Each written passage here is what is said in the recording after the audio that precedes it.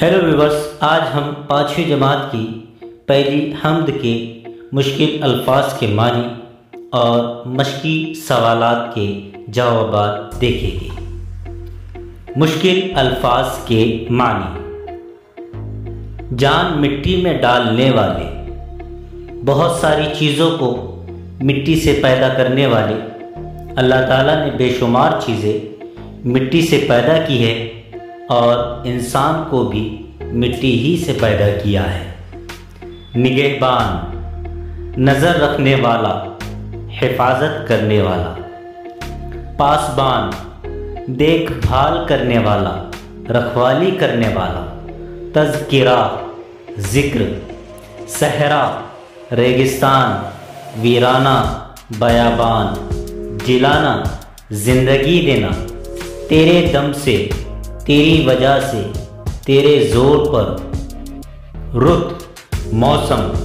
خالق بحر و بر، سمندر اور زمین کا پیدا کرنے والا۔ مالک خشک و تر، ہر چیز کا مالک۔ حکمرانی، حکومت۔ باقی، ہمیشہ رہنے والا۔ فانی، فنا ہونے والا، ختم ہو جانے والا۔ مشقی سوالات و جوابات۔ ایک جملے میں جواب لکھیے۔ نمبر 1، شاعر نے جہان کا پالنے والا کسے کہا ہے؟ جواب: شاعر نے اللہ تعالیٰ کو جہان کا پالنے والا کہا ہے۔ نمبر 2، مٹی میں جان کون ڈالتا ہے؟ جواب: اللہ مٹی میں جان ڈالتا ہے۔ نمبر 3، دونوں جہان سے شاعر کی کیا مراد ہے؟ جواب: دونوں جہان سے شاعر کی مراد زمین اور آسمان کی دنیا ہے۔ نمبر 4، تیسرے شعر میں اللہ تعالیٰ کی کون سی خوبیاں بیان کی گئی ہے؟ جواب: تیسرے شعر میں بیان کیا گیا ہے کہ اللہ تعالیٰ نگہبان، پاسبان اور بڑا مہربان ہے۔ نمبر 5، صبح و شام کس کا تذکرہ کیا جاتا ہے؟ جواب: صبح و شام اللہ تعالیٰ کا تذکرہ کیا جاتا ہے۔ نمبر 6، وہ مصرع لکھیے جس میں زندگی اور موت کی طرف اشارہ ہے۔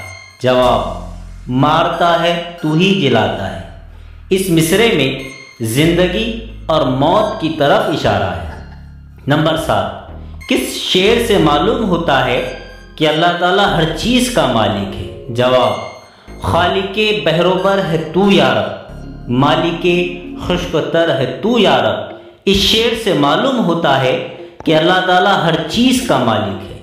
نمبر 8، آخری شعر میں شاعر کیا کہنا چاہتا ہے؟ جواب: آخری شعر میں شاعر یہ کہنا چاہتا ہے کہ دونوں جہان کی ہر شے پر اللہ کی حکمرانی ہے، اور یہ کہ ہر شے فنا ہونے والی ہے مگر اللہ کی ذات ہمیشہ باقی رہے گی۔ دوستو، اگر آپ نے میرے چینل کو سبسکرائب نہیں کیا ہے تو آپ میرے چینل کو سبسکرائب کیجئے، اور اگر یہ ویڈیو آپ کو پسند آئی تو اسے لائک کر کے شیئر ضرور کریں۔